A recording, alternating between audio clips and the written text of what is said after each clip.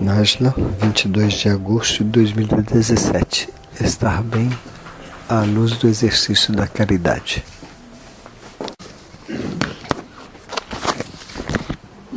Boa noite a todos.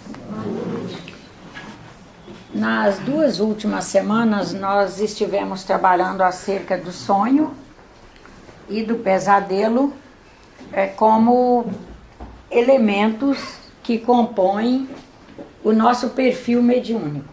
A capacidade de sonhar de cada um de nós é diretamente relacionada com o perfil mediúnico que cada um foi constituindo. Esses fenômenos mediúnicos todos estão aí nos assessorando, nos ajudando a construir a nossa pessoa a cada instante e nos orientar na nossa caminhada para todos os nossos fazeres. Hoje nós trabalharemos no viés da caridade. O sonho, o pesadelo, a intuição, como orientadores no nosso exercício da caridade. Até mesmo para que nós aprendamos a cada instante valorizar mais essa nossa capacidade, a capacidade de sonhar. Inclusive a capacidade de não nos lembrar do sonho. Entendendo que, será que nós apresentamos condições sempre para nos lembrar do que sonhamos?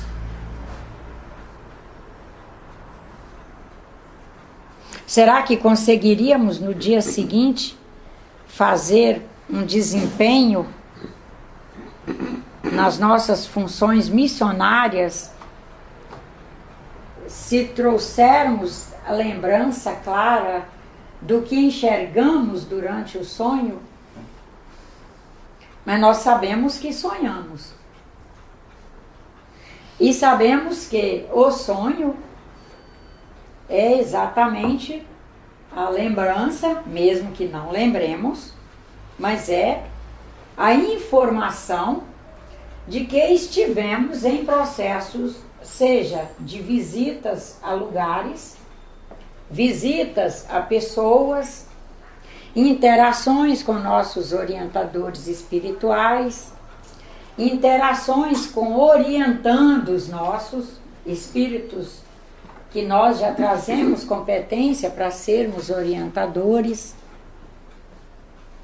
E no exercício da caridade, não só de nossos orientadores, mas da caridade como uma das características cósmicas, no benefício dessa caridade, nós não nos lembramos. E às vezes nós ficamos querendo lembrar. Às vezes nós queremos, por exemplo, sonhar com pessoas nossas que já partiram. Mas será que não é uma caridade do Pai para conosco e de nossos orientadores espirituais, mesmo que encontremos essas pessoas durante o sono, não nos lembrarmos, porque não trazemos ainda capacidade de lembrar e permanecermos verticais nas nossas funções ali no dia seguinte? Aquilo não macular nossa alma com a tristeza, com a angústia, com a melancolia. Inclusive porque às vezes já trazemos padrões de angústia, padrões de melancolia, padrões de tristeza, e que se lembrarmos vai ser pior. E estamos ali, beneficiários da caridade cósmica, em não nos lembrar. Eu vou ler uma passagem que consta no Evangelho segundo o Espiritismo, que é do apóstolo Paulo, ele se colocando acerca da caridade. A caridade segundo Paulo. Se eu falar as línguas dos homens e dos anjos e não tiver caridade, sou como o metal que soa ou como o sino que tine. E se eu tiver o dom da profecia e conhecer todos os mistérios, e quanto mais se puder saber, e se tiver toda a fé, até o ponto de transportar montes, se não tiver caridade, nada sou. E se eu distribuir todos os meus bens em o sustento dos pobres, e se entregar o meu corpo para ser queimado, se todavia não tiver caridade, nada disto me aproveita. A caridade é paciente, é benigna. A caridade não é invejosa. Não obra de forma temerária, nem precipitadamente. Não se ensoberbece, não é ambiciosa. Não busca os seus próprios interesses. Não se irrita, não suspeita mal. Não folga com a injustiça, mas folga com a verdade. Ela tudo tolera, tudo crê, tudo espera, tudo sofre. A caridade nunca, jamais há de acabar. Ou deixem de ter lugar todas as profecias, ou cessem as línguas, ou seja abolida a ciência. Permaneçam, pois, a fé, a esperança e a caridade. Estas três virtudes, sabendo, porém, que a maior delas é a caridade. Aí vem um pequeno comentário.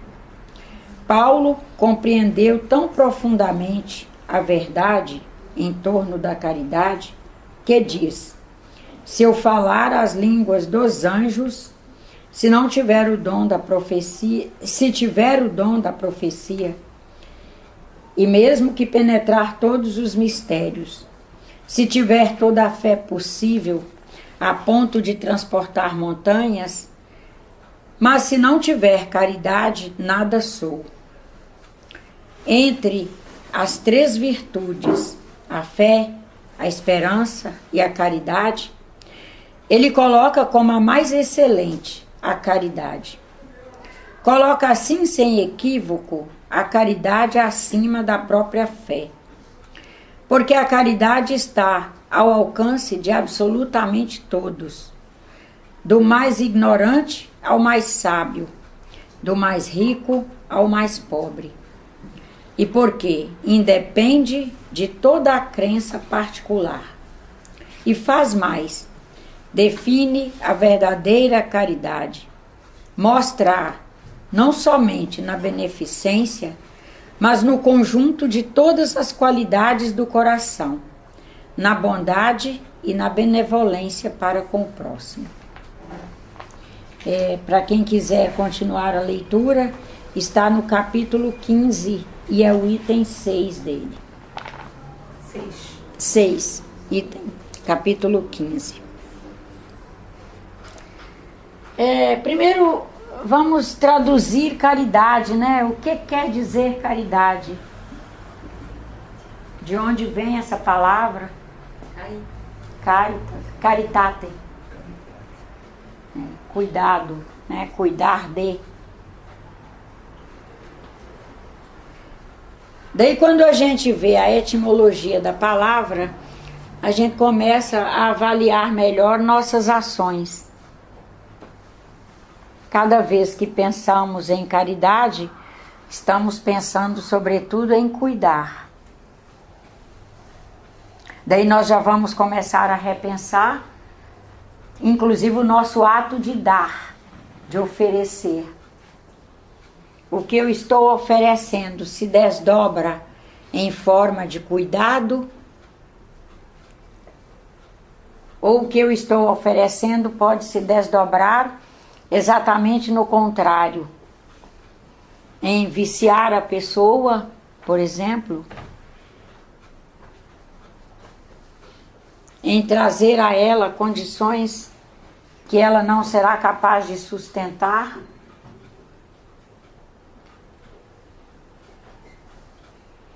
O que eu estou oferecendo será capaz de promover o ser, ou de promover o materialismo? O ser é espiritual. Promover o ser, estamos promovendo espiritualmente a pessoa.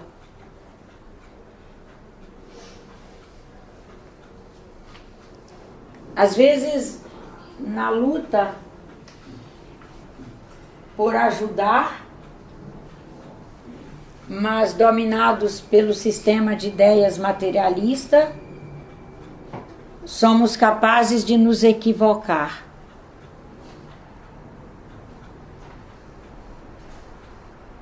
Porém, não podemos deixar de fazer.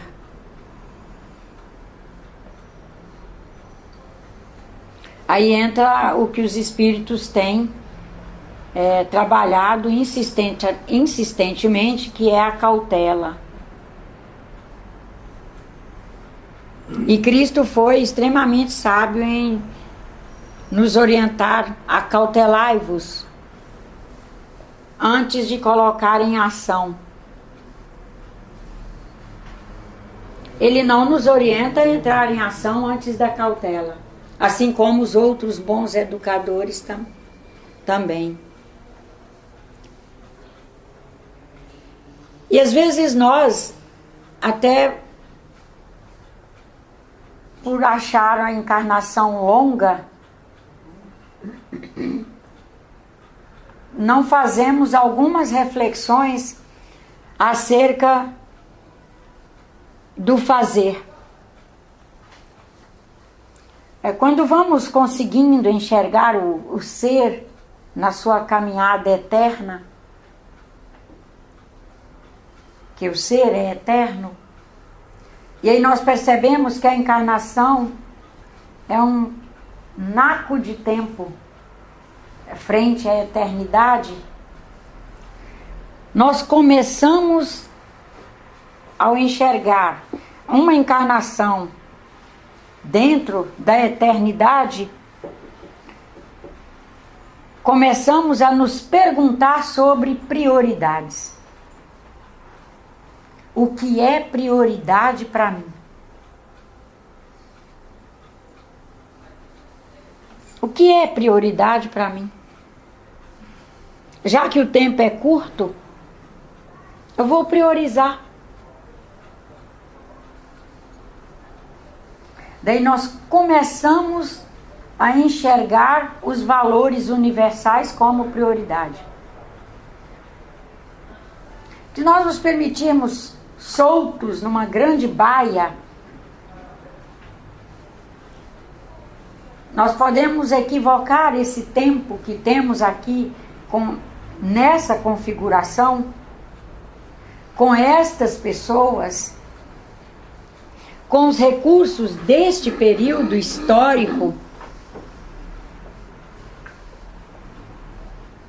com os recursos que somos capazes de construir nessa combinação, este conjunto, combinado com este conjunto de pessoas, de recursos, de instrumentos, de instruções, de ordens as mais variadas que estão aí nesse momento à nossa disposição, o que sou capaz de fazer dentro das prioridades que eu tenho enxergado para mim. Quais são as prioridades? Para eu ser uma pessoa caridosa comigo, uma vez que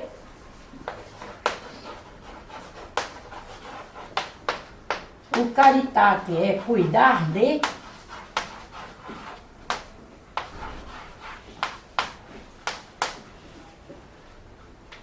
como eu estou cuidando de mim? Como eu estou fazendo a caridade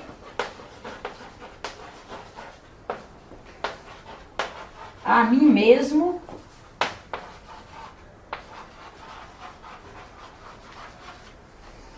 para que eu possa fazer com os outros?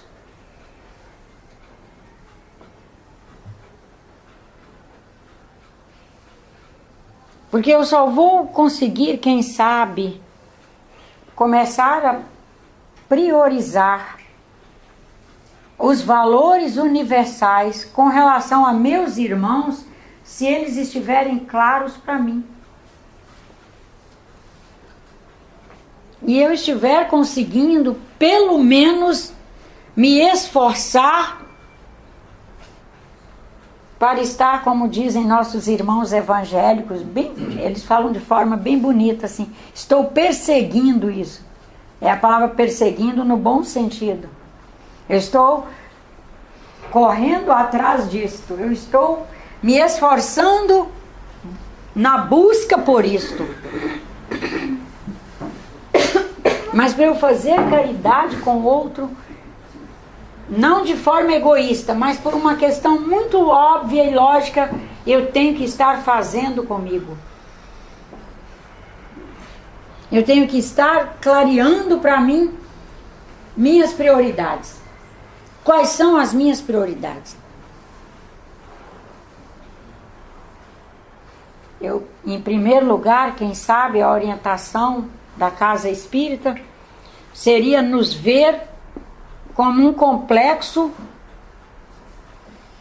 corpo, espírito, perispírito, onde os três precisam ser cuidados igualmente.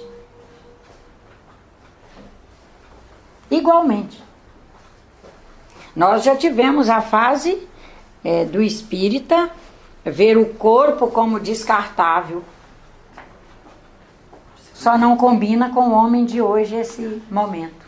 Esse momento passou. Era uma visão de mundo, onde víamos o corpo como descartável. Hoje, aqui, reencarnado, o corpo é um instrumento do espírito e deve, à luz da caridade, ser cuidado. A caridade como um valor maior no sentido do cuidado.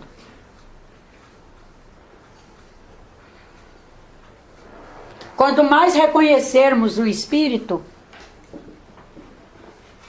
mais valorizaremos esse conjunto que ele, na dadivosidade de todos, conseguiu construir para fazer uma encarnação acontecer. Onde há prioridades. Ele já chegou aqui fruto, uma chegada que é fruto de um projeto encarnatório onde foram colocadas prioridades. Nessa encarnação, com a ajuda de todos, vou valorizar tais elementos, vou me superar em tais elementos, vou fazer transformações nesse sentido, nesse. E nós temos condições de nos perguntar o que eu estou fazendo aqui, mas no bom sentido. Nós ainda estamos com um grande número de pessoas fazendo essa indagação, mas ainda é movido pelo ranço. Não sei o que eu estou fazendo aqui. Nós ainda estamos com um grupo grande de pessoas perguntando por que ela está nessa ou naquela família, mas é uma pergunta de forma rançosa. E nós vamos, por caridade, fazer padrões de pensamento que nos ajudem a não nos incluir neste grupo e ajudemos nossos irmãos que estejam fazendo parte desse grupo sair dessa. E perguntar positivamente a si mesmo: o que eu faço aqui? Por que eu estou aqui? Para que possamos nos orientar e nos iluminar para fazermos o melhor, dentro do nosso possível. Dentro do nosso possível. E constituir todos os dias saúde do ponto de vista emocional, afetivo, social, psicológico, para fazer acontecer a nossa jornada. Com todos os cuidados possíveis. O momento, por mais que nós insistamos em dizer que ele é péssimo, do ponto de vista da ajuda da ciência, que incluem as ciências biológicas, as ciências médicas, as ciências sociais, aqui na Terra, pelo menos, nunca foi melhor. É que a gente se ilude. A gente sempre pensa que foi ótimo, que eram os outros que viviam. Imagina o frio de hoje, as pessoas não terem cobertor e ter que se abrigar debaixo de buracos. São pessoas, né? Estávamos numa origem lá muito primata, não éramos considerados homens, mas já éramos seres espirituais, vivendo e sentindo e amargando frio, amargando dor. Somos a primeira geração que pintou uma dor, mesmo que sejamos contrários a ficar usando medicamentos pesados em primeira instância. Ou nós saberemos ou ligaremos imediatamente para alguém que sabe: fulano, estou com tal dor, estou assim assado, que planta eu uso? E vai ter uma que vai aliviar. Sem nem necessitar ir para as estruturas mais fortes que já se isolou e já colocou em comprimidinhos e capsulinhas ou líquidozinhos. E terá um alívio. Ana Maria, estou com frio e não tenho um cobertor, está tudo fechado. Aí ela vai ter um jeito de a gente buscar um cobertor lá emprestado. Ou ela vai dizer de alguém que esteja mais perto para a gente buscar. Ele existe. A corrente. Há uma corrente que aquilo vai ser possível. E caritativamente aquilo vai aparecer dentro dos nossos méritos. E como nós vemos mérito hoje numa casa espírita? Que até então os religiosos, inclusive os espíritas, associavam mérito, atrelavam a palavra mérito a fulano ser bom ou ruim. Será que é? Hoje, será que sim? Não, mérito hoje é, quem sabe, aquele que é capaz de perscrutar melhor, de garimpar. Já saiu do rol do ser bom, ser ruim. Mas não era para ter saído só agora, não. Porque Cristo, há 2000 anos, já disse: o busca e acharás. Ele não diz: vai achar quem for bom. E não vai achar quem for ruim. Olha, procure ser boa, porque você só vai achar se você for boa. Ó, sério, você não acha que você é ruim. Não. Busca e acharás, vai atrás. Porque só de estar buscando você vai fazer as transformações necessárias. Mas o bom tem uma chance melhor, né? Muito mais. Porque ele movimenta campos vibratórios muito mais favoráveis ao bom, ao bem, à plenitude. São os campos que ele movimenta. Também não é porque Deus puxa o tapete dele, não. Porque quem faz caridade, o ser caritativo, e Deus por excelência não se ocupa em puxar tapetes e não se ocupa em negar a sua melhor oferta a alguém, porque ele não é classificado como bom. O bom, o caritativo, ele oferta o melhor de si. E o outro fará o que melhor lhe aprouver com a sua melhor oferta.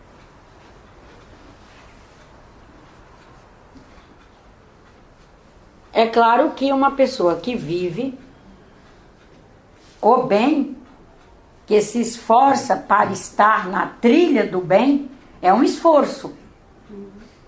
Até que nós nos alcancemos, tenhamos autocontrole, autoadministração, nos conheçamos o suficiente, que é o autoconhecimento, para que os valores universais sejam componentes naturais em nós. Componente é eles estarem compondo todo o conjunto, espírito, perispírito, sistema celular. Enquanto isso não acontecer, essa evolução não acontecer, para que eles sejam componentes, sejam literalmente integrados a todas as minhas partículas, e não só partículas, como os interstícios entre qualquer situação em mim, enquanto isso não acontecer, os valores universais, entre eles a caridade, que é o tema principal de hoje, deverão estar sendo o tempo todo um esforço da nossa parte.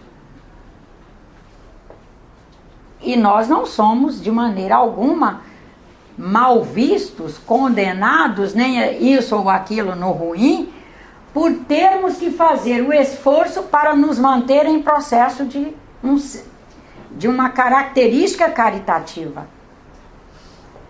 Porque Deus, nosso Criador, assim como todos os nossos orientadores espirituais, o que eles esperam de nós é o nosso esforço em prol do melhor.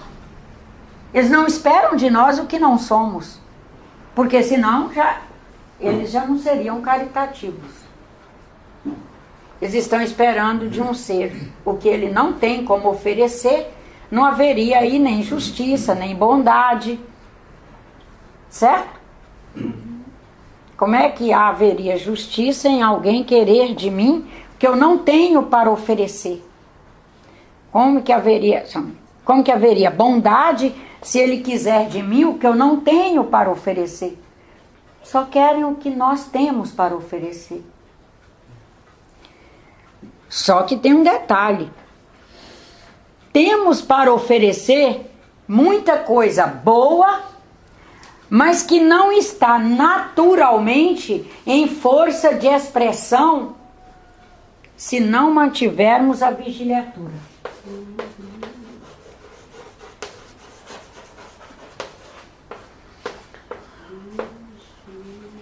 Vigiliatura.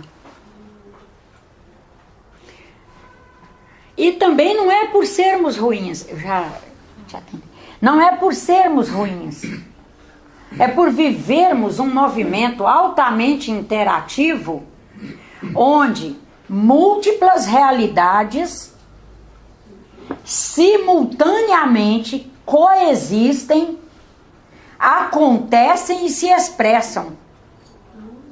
Se eu não estiver em profunda vigiliatura, eu embarco na canoa do que a Célia está fazendo, que é uma maledicência, por exemplo. Ela está ali fazendo uma maledicência. E eu chego, não me vigiei o suficiente para, inclusive, prestar atenção no que ela está fazendo e enxergar que aquilo é ruim, eu embarco e vou junto. O Mário está indo para uma churrascaria, gastar umas horas lá, comendo o que não deve, bebendo o que não deve nem pode, gastando um dinheiro que não está sendo produtivo para ninguém, está incentivando o fabricante de álcool a produzir mais álcool. A churrascaria vender mais álcool. Está oferecendo dinheiro para bancar a matança dos bichos de forma cruel. Ele está bancando tudo isso. Eu não faço vigiliatura. Não, Mário, meu amigo, está indo para tomar um chique. Vou embora com ele. E embarco junto. Há má intenção nele? Não, não há má intenção. Mas ele está numa ordem onde ele faz um comportamento que ele ainda não alcançou, que não é bom, e eu já posso ter alcançado e ir junto. Maria vai com as outras, né? Então Maria vai com as outras. Porque não me vigiando, eu não faço autoconhecimento, eu não me enxergo, inclusive para verificar os valores que eu já amealhei e que eu deveria ser orientadora dele em alguns elementos para ele ir diminuindo as idas a esses lugares. Não é tirar, mas ele ir se sensibilizando e diminuindo, e diminuindo, e diminuindo até que aquilo saia do perfil dele. Porque ele só vai sair desse hábito na medida que aquilo também se ausentar dele. Ele tem que ir se limpando o suficiente para aquilo ir se afastando. Porque assim como as aproximações são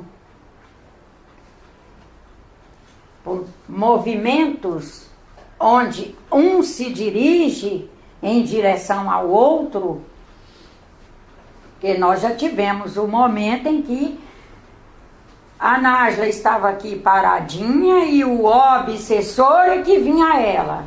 A Nájila está aqui paradinha, mas é o Mário que veio a ela e convidou. A Nájila está paradinha e a Célia induziu a Nájila a fazer maledicência. Esse momento já foi. A visão espacial hoje, não só a filosofia, não só o religare, assim como a ciência, então os três grandes pilares já caminharam e já nos colocaram em condições de fazer um olhar acerca de uma dinâmica cósmica em que, para algo me alcançar, eu tenho que me dirigir a esse algo. Para ele alcançar o meu ser. Não é me alcançar fisicamente. Fisicamente eu posso realmente estar aqui parada, alguém jogar uma bola de lá e essa bola vir a mim, fisicamente. Mas ela vai ter como adentrar o meu ser? Não. Ela vai ficar na superficialidade. Ela vai alcançar as laterais. E eu vou ter defesa para afastar aquilo. No exercício da caridade, nós haveremos de estar cuidadosos para alcançar nossas linhas de valores, alcançar o que já somos e dentro do que já somos, o que é possível fazer de melhor. E iremos descobrindo o que é possível fazer de melhor. Em primeiro lugar, por mim mesmo. Sem ser piegas, porque na medida que nós nos enxergamos,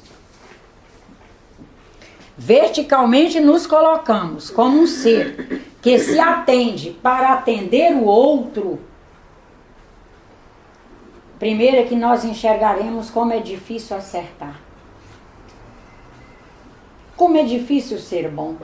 Como é difícil ser caridoso. Como é difícil ser justo. E teremos um olhar mais solidário com nossos irmãos. Pois não? Algo importante esclarecer é a diferença entre doação e caridade. Porque a doação você está doando algo, e a caridade você está se doando.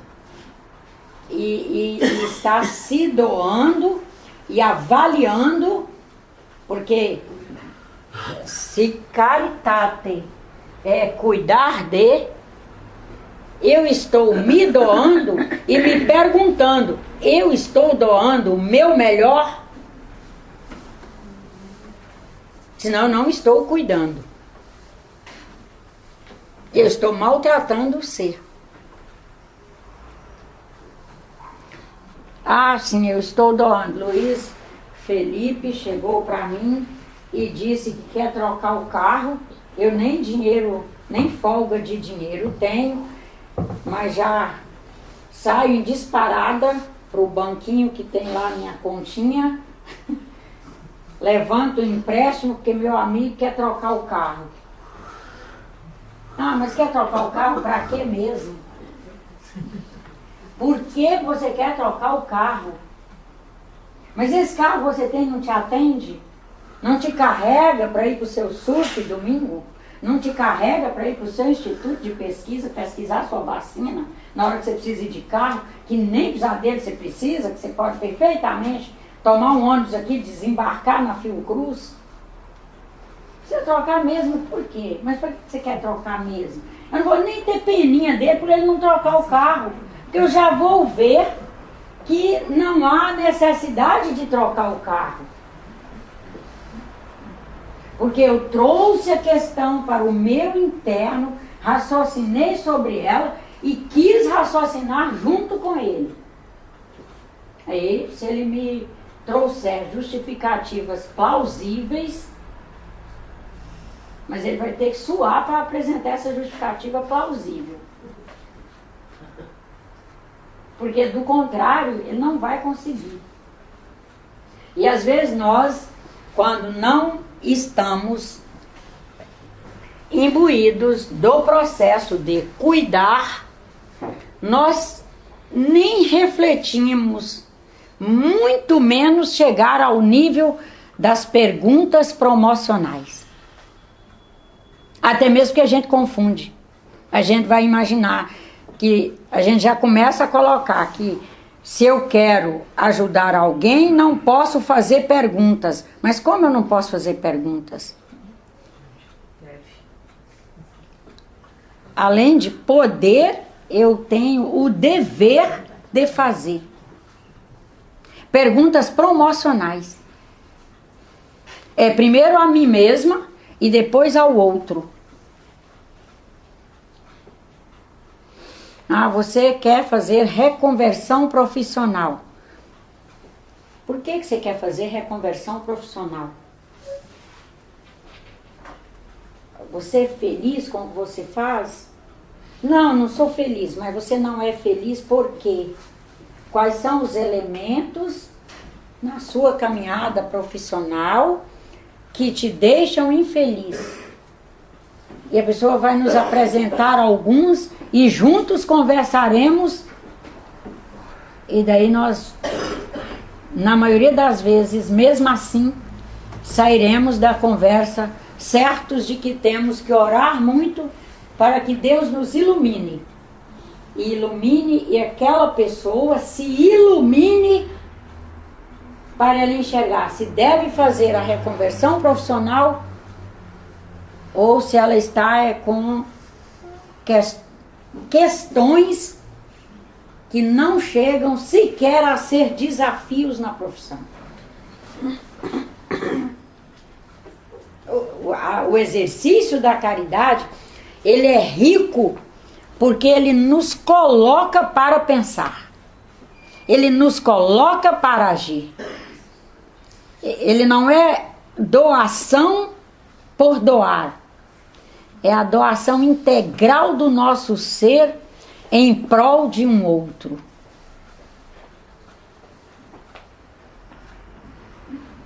Todos trazemos, como Paulo disse, a condição para fazer.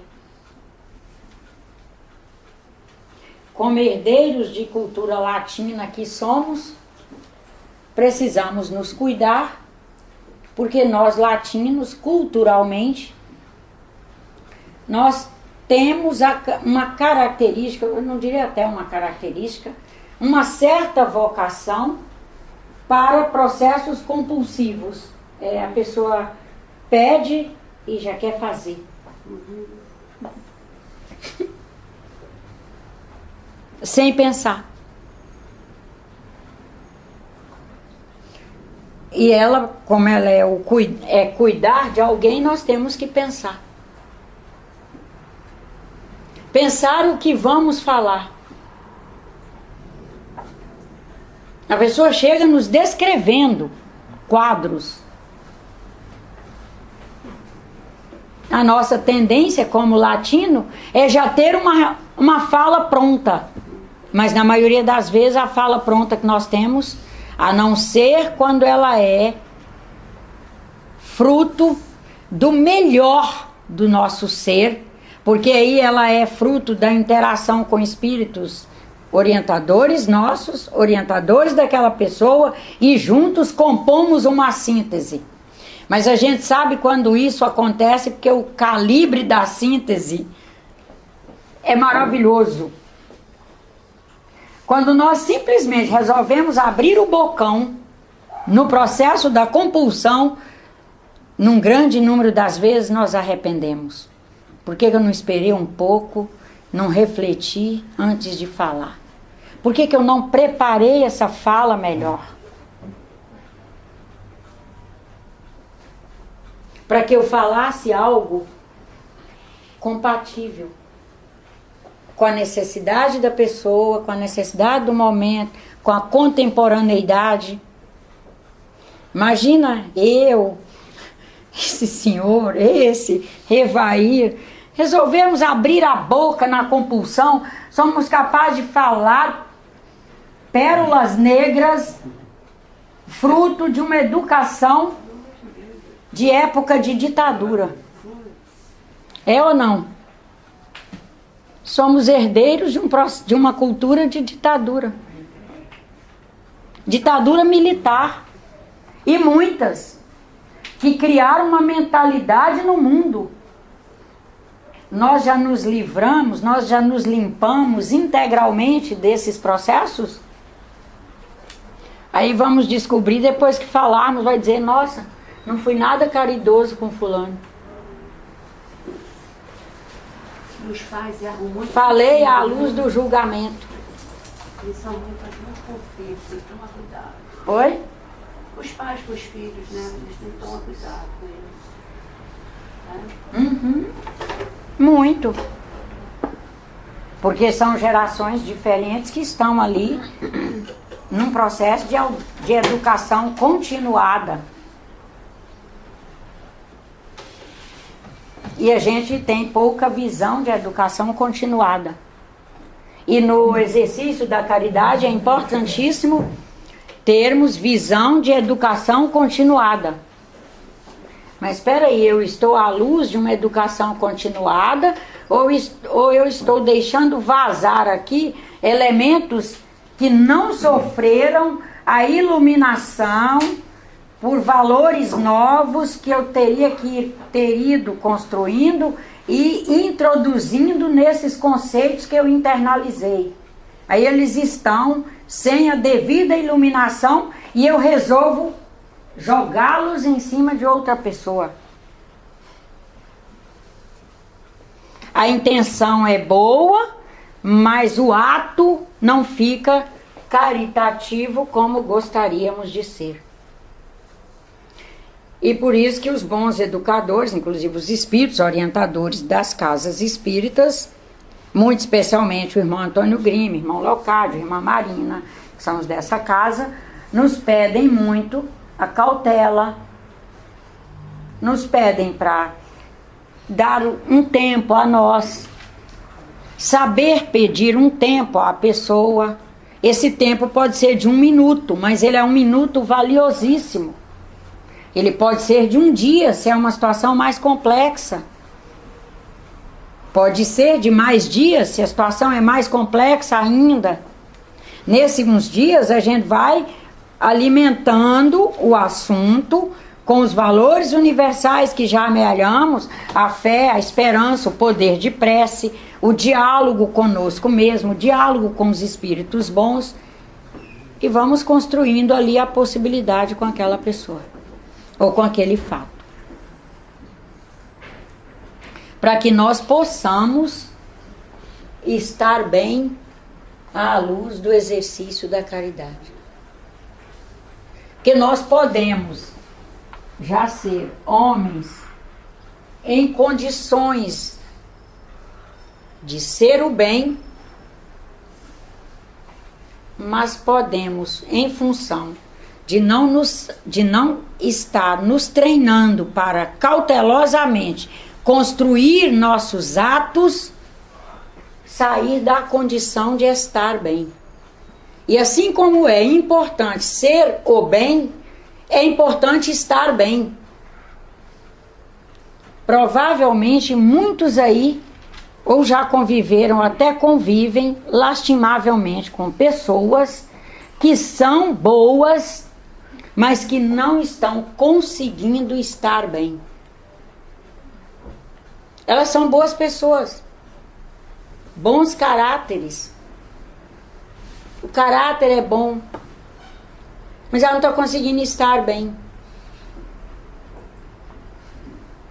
Porque da maneira que vão fazendo as coisas, ela vai todos os dias tendo um olhar em viés para com os outros. Ela espera dos outros níveis de perfeição, por exemplo, que as pessoas não têm.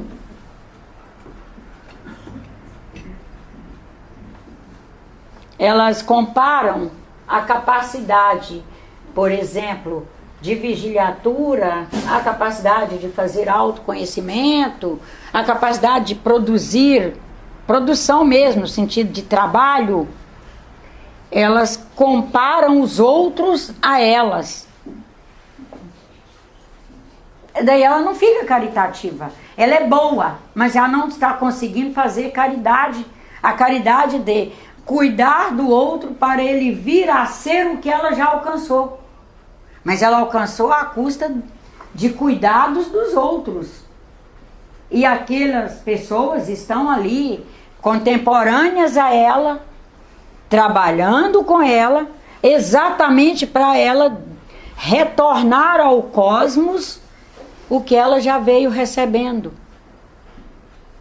E no exercício da caridade nós temos que ter isso claro conosco. Não, eu estou aqui apenas expressando o que pessoas maravilhosamente foram me ajudando a constituir. E, portanto, ao meu lado estarão pessoas necessitadas de receber o que eu tenho para doar. E eu não vou poder compará-las a mim, senão eu vou me frustrar. Eu vou querer ser caridosa, mas eu vou querer ser caridosa com quem já tem mais do que eu. Mas aí não é caridade. Ai, ser caridosa com Cristo. E aí? Cristo está precisando de mim o quê? Está precisando de mim que eu faça em prol daqueles que necessitam.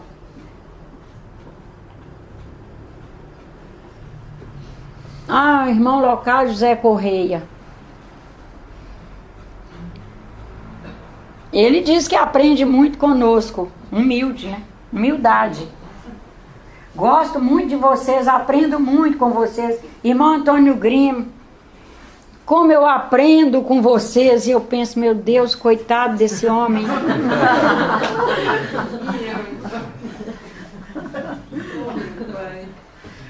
Vem fazer aula aqui para nós toda semana, trazer elementos maravilhosos, conviver com a angústia de não nos ver colocar em prática mais do que partes milimétricas do que ele é capaz de nos trazer. E diz que aprende muito conosco. Como vocês são bons.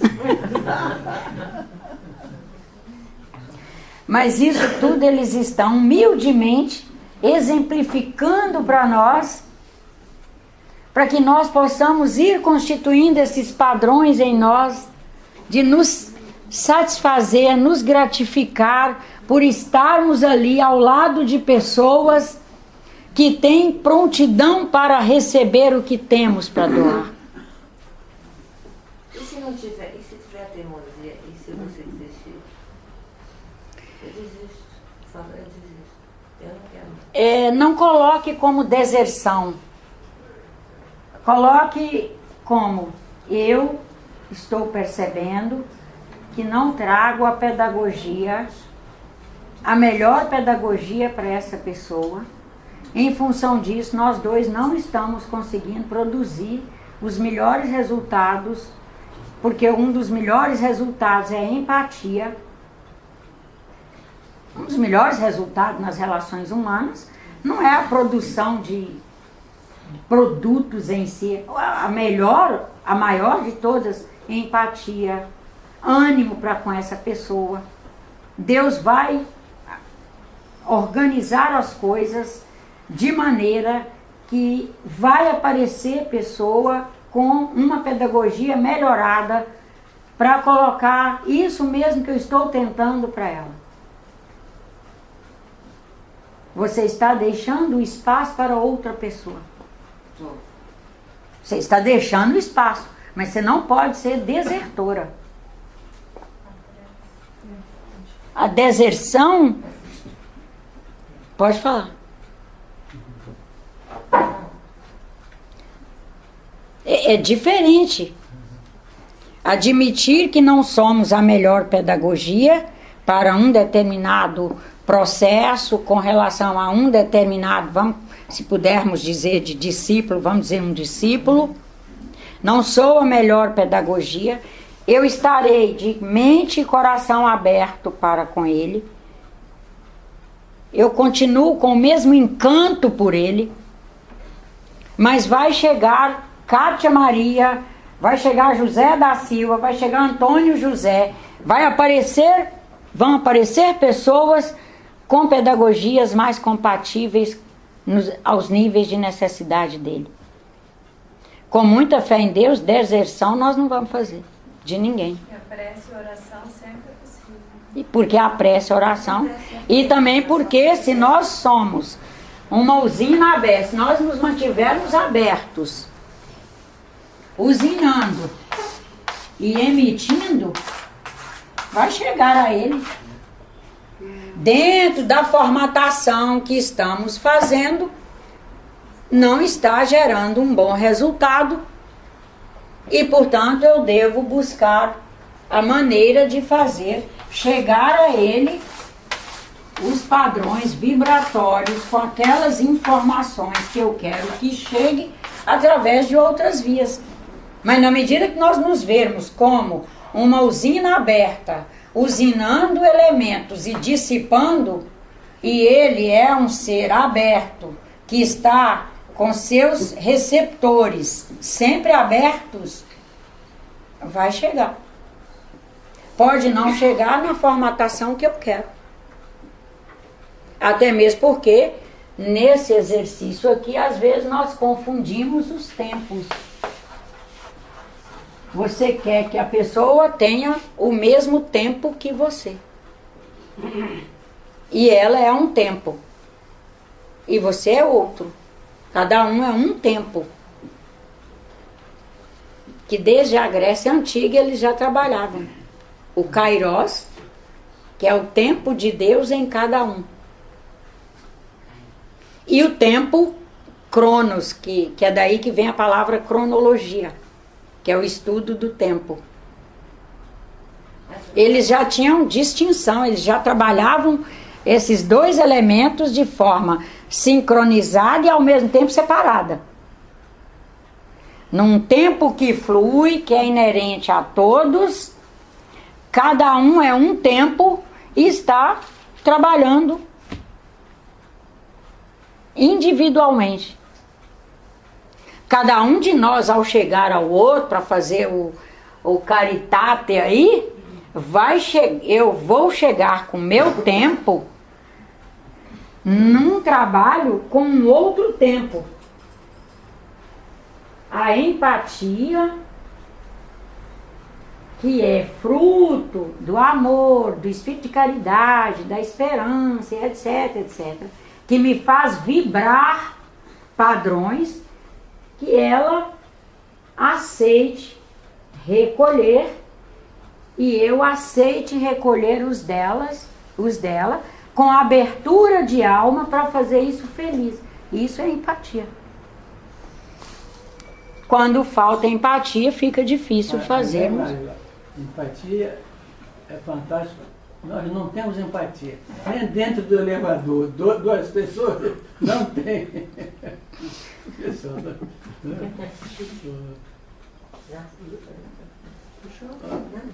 Nós ainda vivemos pelos tentáculos do materialismo uma cultura bélica. Ainda. Mas estamos aí para chegar a outros momentos. É em função disso. Estamos aí para fazer chegar a outro momento. E tenho certeza de muita gente trabalhando em prol desse outro momento. Isso nós percebemos claramente. Se há grupos que trabalham na alimentação da cultura bélica, há muita gente trabalhando a alimentação da cultura espiritualizada. Há muita gente. É nós buscarmos dar as mãos a esses, com muita fé em Deus. Nájila, 26 de agosto de 2017. Estar bem à luz do exercício da caridade. Boa tarde a todos. Boa tarde. Nós sabemos que trabalhar o sentido da caridade é um espectro extremamente amplo, mas nós vamos linkar o nosso trabalho de hoje no sentido de fazer uma continuidade nos conteúdos que viemos trabalhando nas 2 últimas semanas, que era acerca dos sonhos e dos pesadelos. Então nós vamos pensar hoje juntos o que os sonhos e mesmo os pesadelos, o que nós denominamos pesadelos, que na verdade são sonhos, o que esses fenômenos mediúnicos podem nos ajudar no exercício da caridade. Porque quando nós avaliamos bem os sonhos, quando avaliamos o nosso processo intuitivo, nós percebemos que são fenômenos orientadores da nossa caminhada. Nós denominamos de pesadelos quando nós temos sonhos que, quem sabe, ou são nós mesmos expressando situações muito confusas que estão dentro de nós, e durante o sono nós alcançamos a capacidade, primeiro, de dialogar com nossos orientadores espirituais, de dialogar com aqueles que sabem menos do que nós, mas não por saber menos, não são pessoas de bem, são capazes de compor o bem conosco. E nesses diálogos intensos, durante o sono, somos capazes de trabalhar elementos, às vezes muito obscuros, às vezes muito tristes, às vezes muito pesados. E acordamos com a lembrança desses eventos que fomos trabalhando. E quando eles são obscuros, pesados, tristes, melancólicos, nós damos o nome de pesadelo. Mas são fenômenos mediúnicos. E temos certeza que todos contribuindo com o nosso crescimento espiritual. Se todos estão contribuindo com o nosso crescimento espiritual, e todos eles, e todo o nosso crescimento espiritual, nos aprimora para um dos maiores exercícios mediúnicos, pelo menos no âmbito da Terra, a gente percebe através das orientações que recebemos de orientadores espirituais, sejam encarnados ou desencarnados, todos os orientadores para o bem nos instigam a trabalhar o exercício da caridade em nós. Se buscarmos em nossas memórias, nossas bondosas avós nos convidavam a ser bons e fazer o bem, através da caridade. Se buscarmos professores bons, se buscarmos os bons trabalhadores da escola, mesmo aqueles muito simples, que eram contratados para varrer a escola, ou para abrir e fechar os portões, estavam nos convidando, nos instigando, aconselhando e às vezes até nos fazendo repressões para ver se a gente se antenava de que a gente tinha que ser melhor, para melhor exercer a caridade, que hoje nós enxergamos completamente desmistificada, né? A gente busca as raízes da palavra caridade, a palavra latina é caritas, é caritate. E lá, na raiz, quer dizer cuidar.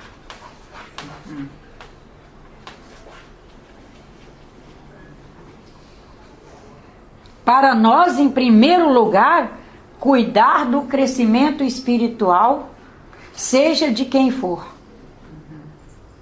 Fácil não é, pois se cuidar do nosso próprio crescimento espiritual é difícil, requer esforço. Difícil, nós não estamos dizendo que seja pesado, que seja triste, que seja algo escabroso. Nós estamos dizendo, quando a gente diz da palavra difícil, estamos dizendo daquilo que nós, naturalmente, não faremos em grau de excelência se não contar com o nosso esforço. Quando a gente diz assim, uma pessoa que não tem vocação para, por exemplo, entender facilmente a física. E daí ela diz, eu não entendo física, eu acho física muito difícil. Isso não significa que se essa pessoa se dedicar a se debruçar em cima da física, ela não vai aprender física e aprender bem. Mas ela está nos indicando que para ela fazer uma visão mais aprimorada no campo da física requer mais dedicação, esforço, empenho, disciplina, para ela construir a prontidão. Não, de antemão ela não tem a prontidão. Ela vai se esforçar para fazer. O exercício da caridade, que é, dentro da proposta espírita, um dos grandes pilares da nossa busca, todos os dias é com esforço. Isso nós estaremos dizendo com isso que não somos caritativos? Não, nós somos caritativos.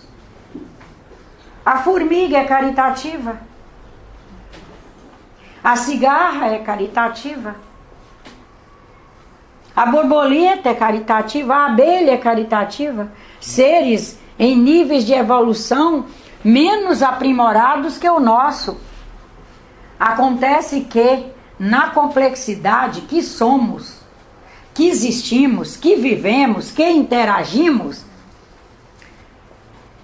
a minha prontidão para fazer caridade, que ontem atendia super bem a mim e ao grupo que está à minha volta, que se chama Humanidade, com esses 10 bilhões de pessoas, com essas 10 bilhões de pessoas movimentando mais 20 bilhões, mais ou menos, de espíritos, de pessoas desencarnadas, de espíritos desencarnados, movimentando conosco, já teremos dado um passo adiante.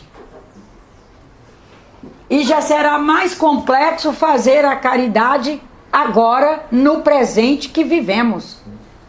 Ah, porque a humanidade está difícil, por isso e por aquilo. Não, porque andou. É só porque andou. E na medida que nós damos os passos, cada um de nós dá um passo, a humanidade dá 10 bilhões de passos, os horizontes se alargam e nós temos que reaprimorar. No esforço. Com a grande vantagem de que esse esforço nós não estamos sozinhos. Eu não tenho que me esforçar sozinha para fazer caridade. Eu olho à minha volta e já enxergo, pelos olhares de cada um, o quanto ele tem que se esforçar também. Não quer dizer que eu esteja dizendo que todos estão no meu nível.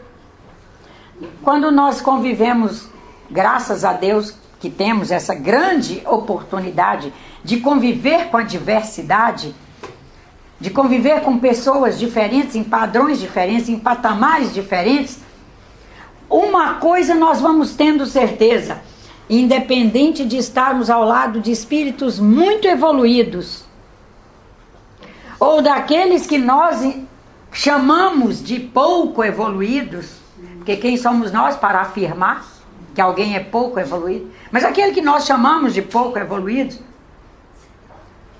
essa é a característica comum em todos. Todos têm que se esforçar para fazer o exercício da caridade, para fazer o exercício da bondade, para fazer, enfim, o exercício do bem. Se perguntássemos, se tivéssemos condição do irmão Francisco Cândido Xavier se manifestar aqui para nós, um dos homens que todos os que o conheceram, sem exceção, dizem: ali eu vi um homem bom. Todos. Pessoas que moraram ali, que serviram com ele, que trabalharam com ele, que só foram lá buscar uma mensagem, que só foram para vê-lo. Todos são unânimes em dizer: ali eu vi um homem bom. Ali eu vi uma das criaturas mais extraordinárias. Mas uma conhecida minha que eu convivi quando morei em Belo Horizonte e que convivia muito de perto com ele, era até meio parente dele, dizia o quanto ele reclamava do esforço que ele tinha que fazer para se manter fiel à trilha do bem. E o quanto que ele tem uma humildade enorme para abrir a alma. Eu não tive a oportunidade de estar fisicamente com ele, mas todo mundo que conviveu fala isso, do quanto era uma alma aberta, e que dizia o quanto os espíritos desencarnados têm que estar de freio comigo, e que eu chamava de freio, e puxando as minhas rédeas, porque eu acho que se eles arredarem o pé, eu não faço o que eles têm para fazer comigo.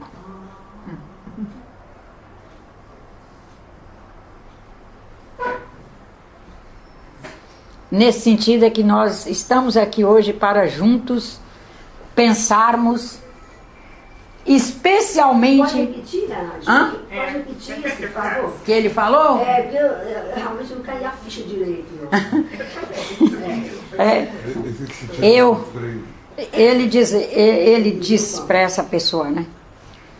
Eu me impressiono com o quanto os espíritos têm, o quanto eu não sou capaz de fazer o bem assim espontaneamente no nível que eu posso fazer e que eu preciso fazer. Eu fico impressionado como os espíritos precisam estar de freio comigo, puxando as minhas rédeas, porque senão eu não faço o que eles precisam fazer comigo. Eu não deixo o trabalho que eu posso deixar na custa do freio deles, das rédeas deles. Ele tinha, estou falando isso com todo o respeito, pelo amor de Deus, não é desmerecendo Chico.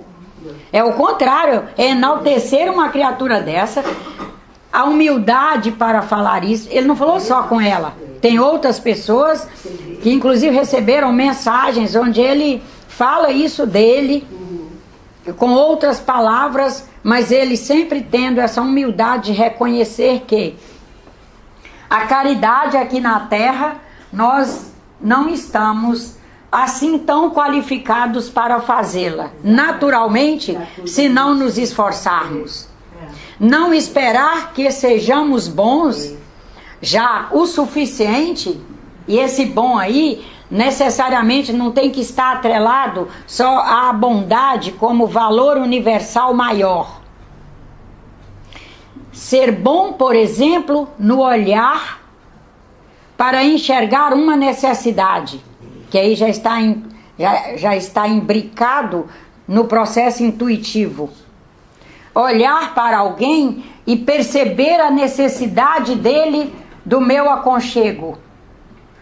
Ou às vezes da minha prensa, da minha energia, de colocar algo para ele levar a sério algo que, se eu também ficar com muito aconchego, não vai enxergar. E que no exercício da caridade eu vou ter que ter a coragem de fazer isso. E são coisas pequenas do cotidiano, mas que não são tão fáceis assim. Imagina o que é você entrevistar um candidato a trabalho e dizer para ele: olha, eu vou lhe dar aqui esse pouco de bicarbonato de sódio para você, a partir de agora, fazer bochecho e tomar 2 vezes ao dia, dissolvido em água, porque você está com um pouco de mau hálito. Hã? Isso é uma coisa grande? Isso é pequeniníssimo. Você pode deixar adiante um menino de 18 anos dizendo que está precisando de mais de trabalho. Você pode deixar ele embora com mau hálito? Exatamente. Você pode deixar? Você indo contratar ou não, você pode até deixar que ele continue desempregado se vê que ele realmente não vai atender ali, que ele não vai ser feliz ali. Mas de preferência que você o deixe trabalhando e com bom hálito. Mas se não for possível o trabalho, pelo menos o bom hálito, para ele ter mais chance no próximo. Com a boca fechada, né? Hã? Ficar com a boca fechada. Ele não vai poder. Porque para ele arranjar o trabalho, ele depende de abrir a boca. Mas é fácil fazer isso? Não. Eu já fiz, tô castigada. Porque eu fiz com um namorado, ele tinha uma hálito tão grande que eu não aguentei. Não, mas nós estamos dizendo ao contrário, que não está castigado. E dava pra ele. Não aguentei, eu disse: olha, eu vou acabar com você porque você tem um mau hálito, se você não se trata. Ele pegou, ficou chateado comigo e foi embora. É muito feliz, casado, e ele que fique pra lá. Mas eu não aguentei. Você não deu solução. E olha, você deu a solução. não, mas ela comprava o produto. Antes ela disse que ela comprava. Mas às vezes ele não se tocou. Mas quem sabe também a caridade foi romper o relacionamento, porque afinal o cheiro, no exercício da caridade, eu posso concluir que níveis de empatia entre mim e essa pessoa não existem o suficiente para haver uma harmonia de aromas nas nossas dissipações de padrões, porque tudo é frequência. Quando nós vamos usinando nossa vida, nós vamos dissipando energia, que esse moço vai sentir um cheiro, essa moça pode não sentir nenhum, e essa ali sentir um outro cheiro e a outra um outro cheiro. E faz parte do exercício da caridade entender que o que eu sinto ao lado dessa pessoa não vai permitir que sejamos harmônicos. E a harmonia faz parte do exercício da caridade. Quando nós vamos olhando a caridade como o bem maior que deve mover as ações, porque afinal caridade é o amor que nos leva a expressar o nosso melhor pelo bem do outro, no anseio de nos aproximar ao máximo do amor divino. Se a caridade é isso, e para nós espíritas é por aí que ela flui, nós vamos avaliando que a cada instante o status de alguém como exercitante da caridade se altera de acordo com a circunstância. E aprenderemos daí a sermos mais fraternos com nossos irmãos. Porque não rotularemos. Nós, às vezes, até gostaríamos de ser caridosos com pessoas, com todas as pessoas. Mas em função de ter habituado à prática dos rótulos, por exemplo, rotulamos alguém como religioso. A partir dali ele não tem mais direito de falar enérgico com ninguém. Porque quando ele falar mais enérgico, vai dizer, ué, mas ele não é um religioso? Ele tinha que falar sempre com muita brandura. Ele vai ter que falar sempre com muita brandura, vai. Mas a brandura possível naquele momento. Possível ao ser que está ali, possível ao outro e possível à circunstância.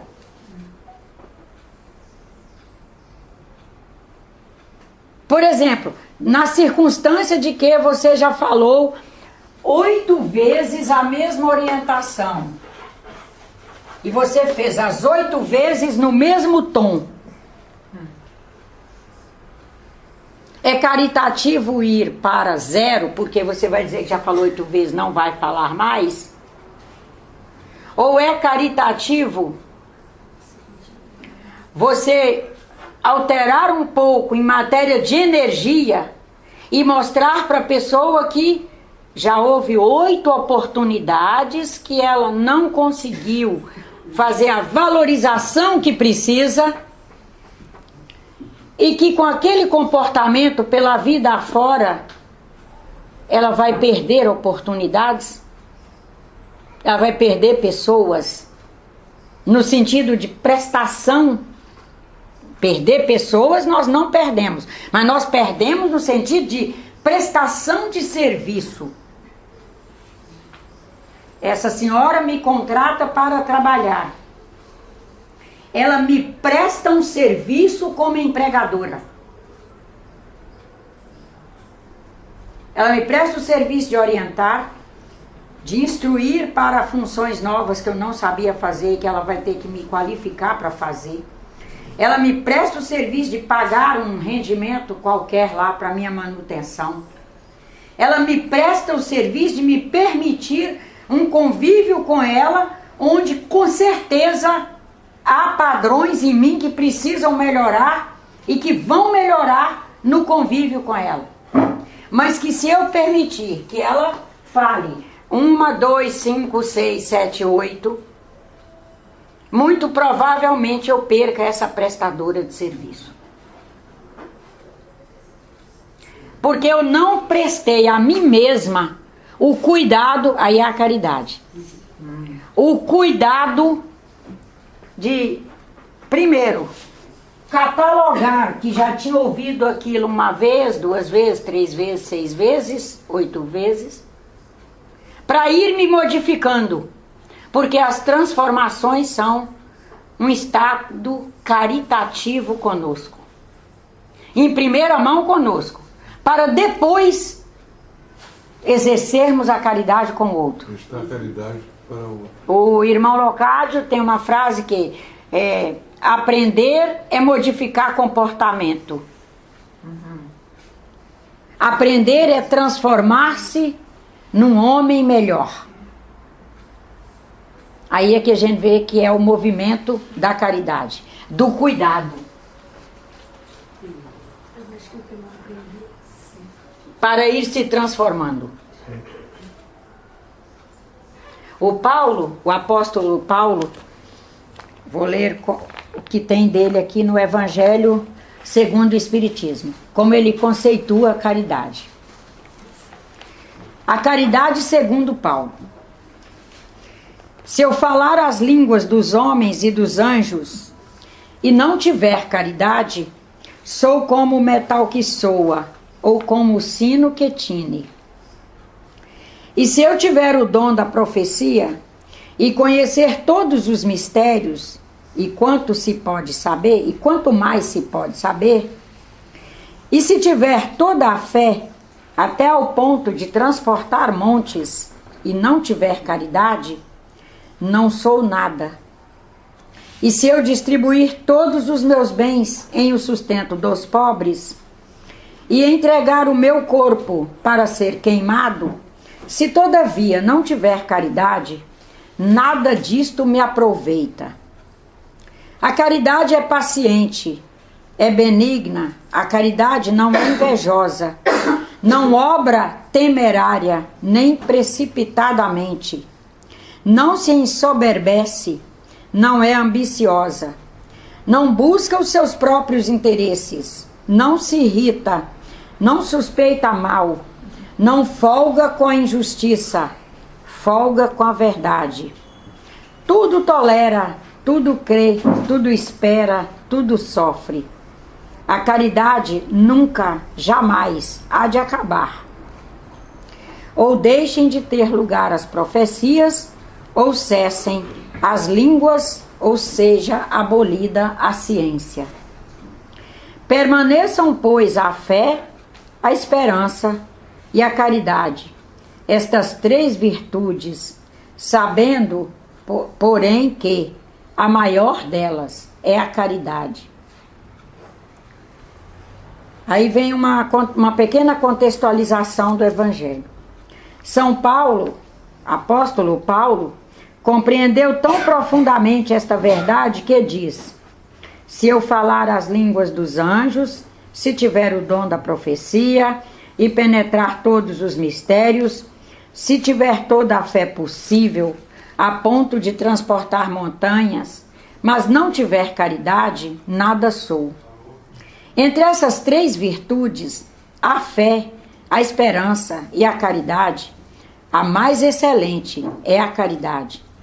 Ele coloca assim, sem equívoco, a caridade acima da própria fé, porque a caridade está ao alcance de todos, do ignorante ao mais sábio, do rico ao pobre, e porque independe de toda a crença particular, ela pode alcançar efetivamente a todos. E faz mais, define a verdadeira caridade, mostra não somente na beneficência, mas no conjunto de todas as qualidades do coração, na bondade e na benevolência para com o próximo. Tem vários outros tópicos sobre a caridade, que vem depois a caridade na visão de Cáritas, a caridade na visão de João e etc. Quem tiver tempo, está no capítulo 10, no capítulo 15, e começa logo no início. É um capítulo sobre a caridade. Nádia, deve ser porque se por exemplo, tiver uma grande fé, mas não fazer nada, é morta. Exatamente. Não é Cristo nos colocando que a fé sem ação é morta. E o que nos move à ação é a caridade. Nós podemos até perceber isso em alguns irmãos nossos. Eles são capazes até de estudar muito, de ler muitas obras dentro da religião que escolheu. Às vezes é o espírito, ele diz que já leu 600 livros, 600 romances, né? Chega um outro que já leu isso, já leu mais aquilo.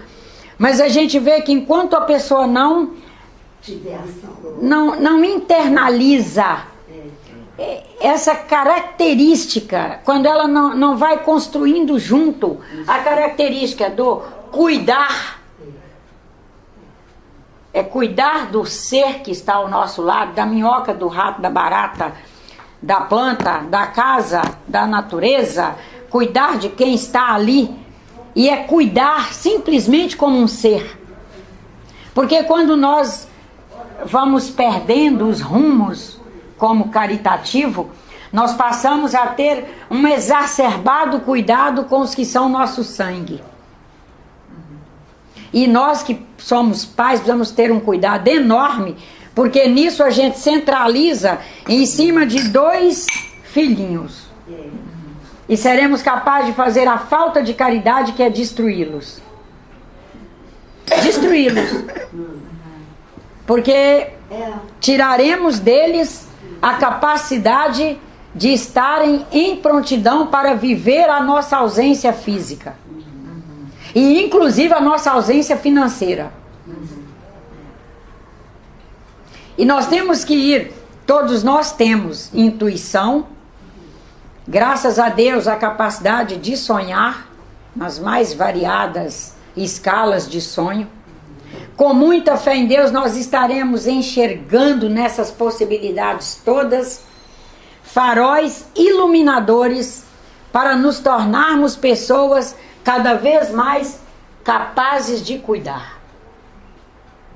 No bom sentido. Cuidar tendo em vista o crescimento espiritual.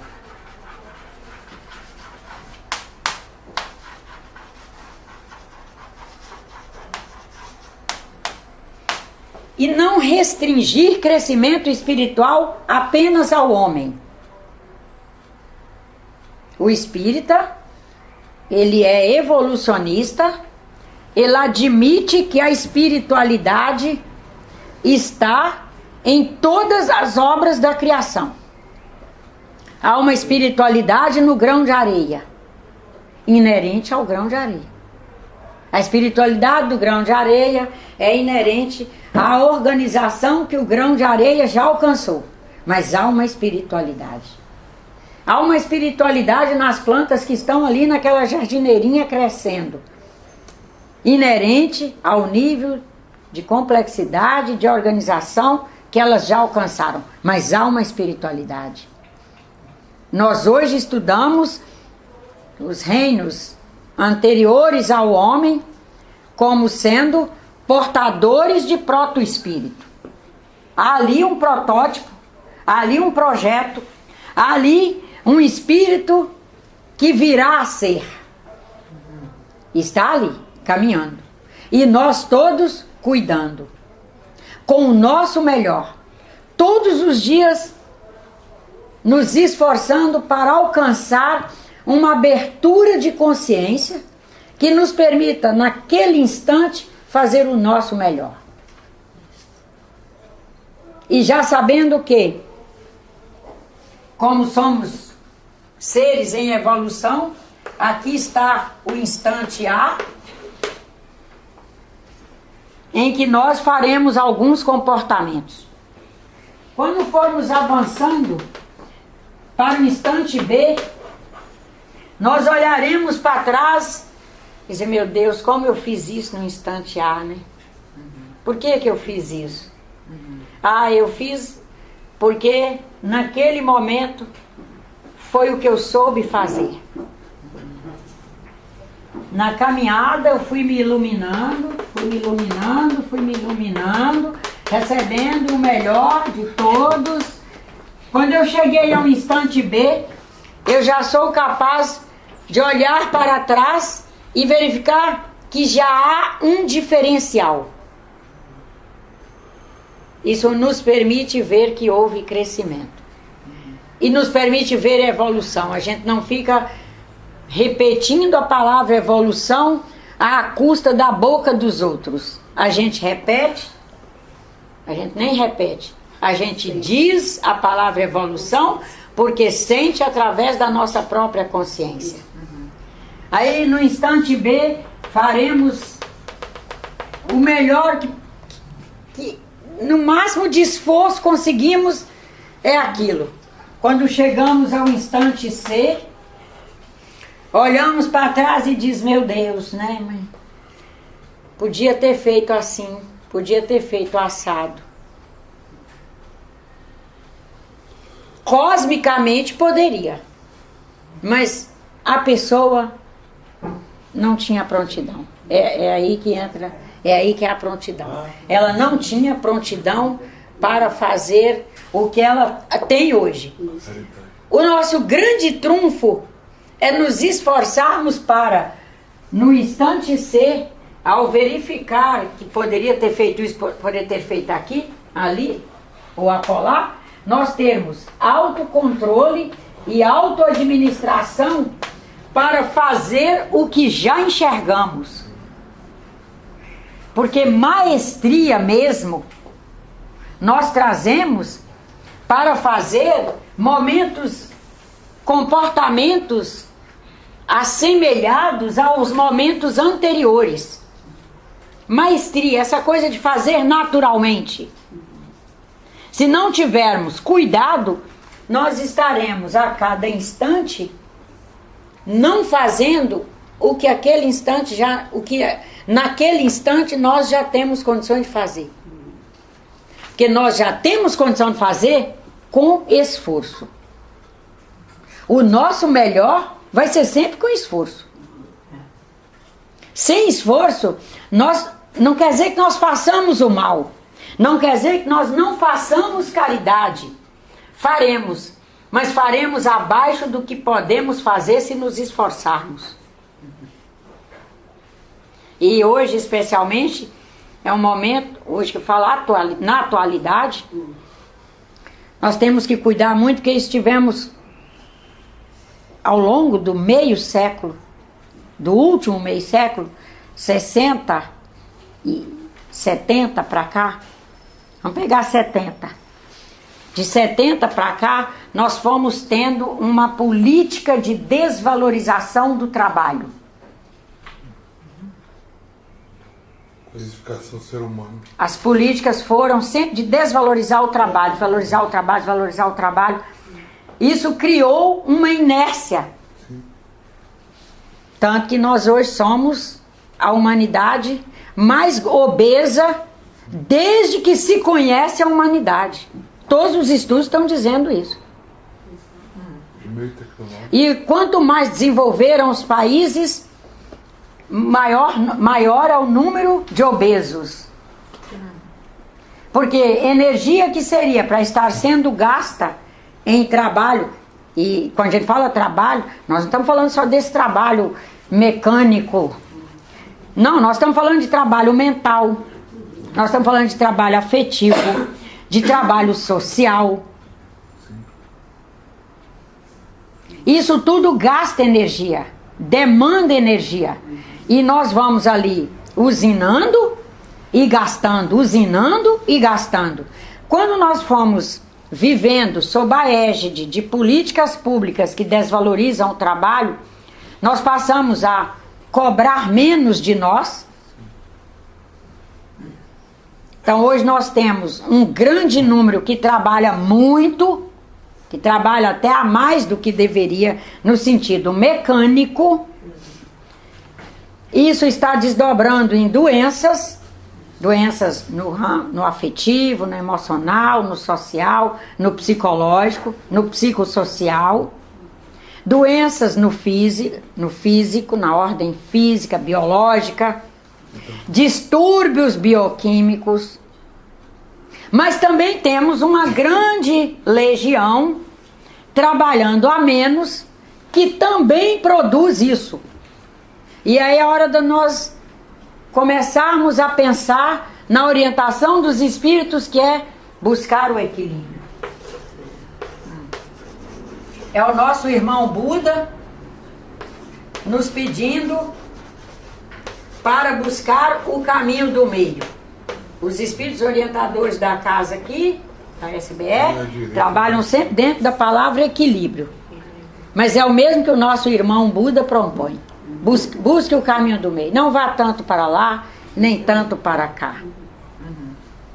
Porque quando nós saímos dessa caridade conosco, de nos trabalhar, fica dificílimo que nós consigamos, de forma equilibrada e justa, avaliar e ajudar nossos irmãos, aí é a caridade, a fazerem isso. Mesmo porque nós não seremos um bom espelho para eles. E as pessoas precisam disso. Não é que elas precisem ser comandadas, mas todos nós precisamos das lideranças. Se dermos um balanço, nós perceberemos algumas coisas que são tão boas em nós, mas foi à custa de uma grande liderança. Às vezes são pessoas muito simples, Mas ela, por exemplo, era uma liderança no sentido do afetivo. E ela deixou sua marca registrada. E a marca que ela já conseguiu registrar, tão forte nela, caritativamente nos alcançou e nos marcou, nos carimbou. E a gente passa a cuidar de nós sob aquela égide que ela nos colocou a marca. E não que ela tenha chegado e colocado. Não, no convívio com ela nós fomos na convivência trabalhando aquilo juntos. Sementes, né? Sementes que vão germinando. A pessoa foi colocando e vai combinando com o seu acervo, com seus registros informacionais, e você vai produzindo mediunicamente aquilo que ela já traz nela, mas com a sua marca registrada, com a sua cara, com o seu perfil. E com muita fé em Deus, na orientação dos espíritos bons, nós estaremos buscando, agora vamos para essa primeira parte aqui, estar bem, à luz do exercício da caridade. Quando foram desenvolvendo essas políticas de não valorização do trabalho, e a caridade sendo o fruto do trabalho de construir, o trabalho de enxergar o outro, o trabalho de amar, o trabalho de sentir, o trabalho de querer o melhor, tudo é trabalho, é nós trabalhando aquilo em nós. Na medida que as políticas foram caminhando no sentido da desvalorização do trabalho, e a gente foi recebendo essas sementes de desvalorização do trabalho, nós passamos a não ser felizes com o exercício da caridade que fazemos, se a pessoa, ou as pessoas, ou o mundo, ou o círculo ali, onde nós trabalhamos, o nosso campo de trabalho, não nos atender às expectativas, até mesmo de reconhecimento. E daí a gente começa a ser infeliz porque fez o bem. Olha que triste. Ao invés de fiz o bem, fiz o melhor que eu posso, fulano foi-se, nunca mais me deu um telefonema, mas eu sou feliz porque eu fiz o meu melhor. É só isso. Porque os que a gente vai fazer o bem, qual é o índice que vai retornar para dar pelo menos notícia de onde está? É baixo? É baixíssimo? Até mesmo porque é um trânsito que anda. No trânsito que anda, no transitar, esse ser esteve ali para ser semeado, foi na caminhada. Ele não veio parar na nossa mão. E nem veio em condições de fazer, quem sabe, nenhum reconhecimento. Às vezes ele não construiu nem o conhecimento. Como é que ele vai fazer reconhecimento? Reconhecer é um passo depois do conhecer. E quando se fala em um passo com relação ao espírito, um passo com relação mesmo a um conjunto biológico, esse um passo, às vezes, é 1.000.000 de anos. Por exemplo, será quantos milhões de anos leva para nós sairmos da condição de nosso primo mais perto, que é o macaco, para a condição de homem? Não temos noção, porque a ciência ainda não alcançou esse resultado de pesquisa, ainda não. Ela até tem investido para avaliar, através de tudo que é possível que já se desenvolveu de método, de procedimento, de equipamento, de instrumento, de tudo, mas ainda não tem assim um tempo. Sabemos que a diferença de DNA entre nós... Não, a ciência já conseguiu alcançar que é um número enorme de anos. Mas sabe que a diferença no DNA do macaco para o homem, que esses bilhões de anos que a gente levou para fazer esse estágio, a diferença de DNA é de 0,02%.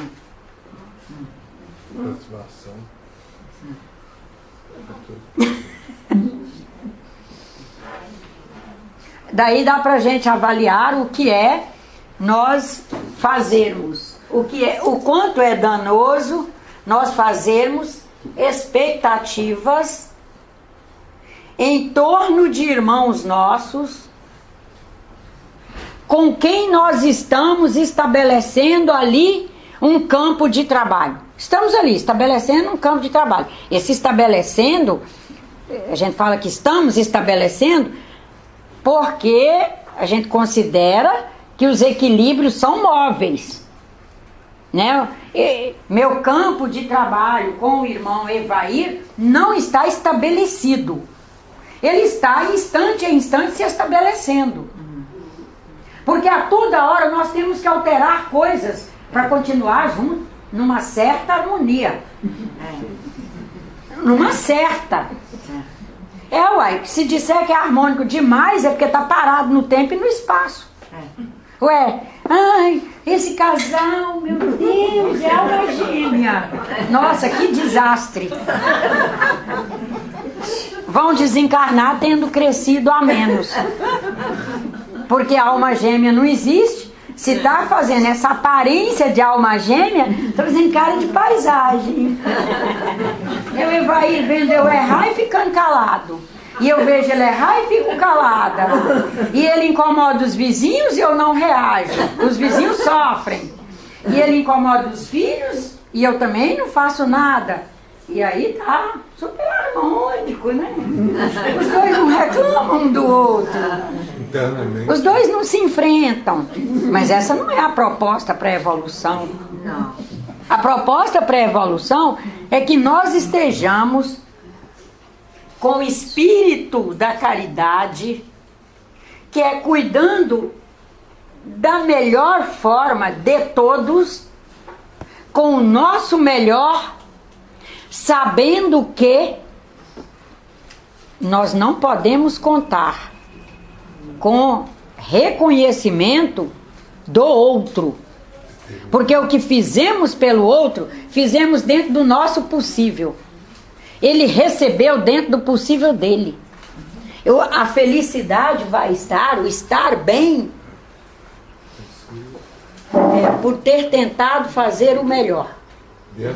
Tentado, porque também nós não vamos poder arrogar de ter feito o melhor.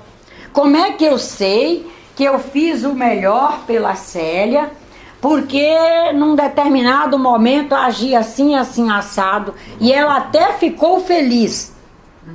Suponhamos que ela até tenha ficado muito feliz. Mas como que eu sei se eu fui o bem naquilo ali? Só com o desdobramento dos instantes. Sim. Quando vier o tempo é quem vai dizer. Porque eu posso estar felizinha pensando que fiz uma grande caridade, que foi ótimo. Para depois descobrir, eu não devia ter feito isso para a Célia. O fato de ter feito isso levou a Célia a enxergar o mundo dessa maneira ou dessa, que não é bom. Mas naquela hora, aí é aqui, né? Eu estou nesse instante aqui avaliando o que fiz. Naquele momento, a minha leitura foi a melhor. E aí nós vamos reconhecer que de lá para cá foi que eu fui tendo a oportunidade, pelo desdobramento dos fatos, de perceber que não foi o melhor o que eu fiz. Mas quando nós fizemos na melhor intenção, no sentido da caridade, usando todos os elementos positivos do nosso caráter. Eu usei o máximo da minha bondade, o máximo da minha boa intenção. Eu usei a melhor organização, o melhor do meu acervo, enfim. Aí a gente compreende. Meu Deus, me ajude agora a administrar a dor de ter feito o que, seja lá o que eu fiz pela Célia. Eu pensei que era o melhor, não foi. Ajude agora as coisas a se acertarem. E entra a fé. Meu Deus, ajude as coisas a se acertarem. Porque eu vi que eu não fiz o melhor. Eu não devia ter feito isso. Mas só que eu já fiz. Já está feito. Lá eu não posso mexer. Mas eu posso mexer aqui agora. Aí entra a fé, a esperança, a caridade, a boa vontade. Cavar, garimpar um jeito de poder chegar a ela, conversar. Olha, Célia, eu pensei que isso que eu tinha feito, você ia levar por este lado, você levou por esse. Eu pensei que esse dinheiro que eu te emprestei era realmente para você pagar uma determinada conta. Agora eu vi que foi para você ficar mais gastadora. Pelo amor de Deus, não foi essa a minha intenção. Por favor. Uma emergência. Eu pensei que era uma emergência. Descobri depois que a emergência era ir para o Rio Sul fazer compras. Pro dia de não sei o que vem aí. Cada dia tem um dia para vir. É o dia da avó, é o dia da mãe, é o dia do namorado, é o dia do Natal, é o dia do Ano Novo. E agora depois foi que eu vi que era para atender mais um dia, mas não era o dia no cotidiano, era o dia do materialismo. E daí, mas a gente ter feito à luz da caridade vai nos ajudar a inclusive ter convicções internas para diálogos profundos com o nosso Criador, com os nossos irmãos espirituais, para que a gente administre aquilo.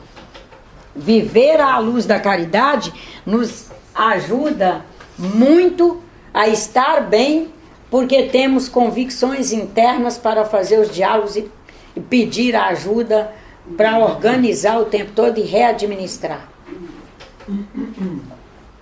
Mas esse efeito, esse desdobramento da consequência do seu ato ato da caridade, a gente tem uma relação de identidade com o Pai.